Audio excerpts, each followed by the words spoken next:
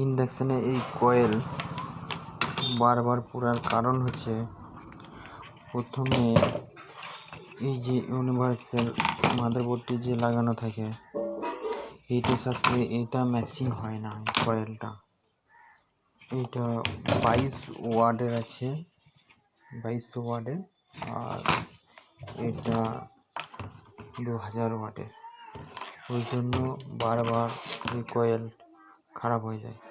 আমিও এটা বুঝতে পারি না। অন্য জায়গায় একবার বোর্ড কয়েল লাগিয়ে এসেছিল, তো 1800 ওয়াটের লাগিয়েছিল, কিন্তু এটা সে খেয়াল করে নেই যে এটা হচ্ছে 2200 ওয়াটের। আর আমিও একবার লাগিয়ে দিয়েছিলাম 1800 ওয়াটের।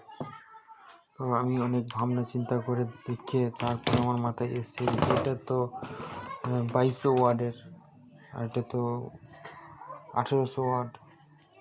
এই জন্যই প্রবলেমটা। এই ভুল সবাই করে ফেলে, কিন্তু মাদারবোর্ড চেঞ্জ করার আগে বুঝে নিতে হবে যে এটা 1800 ওয়াট না 2000 ওয়াট না 2400 ওয়াট, এগুলো দেখে নিতে হবে।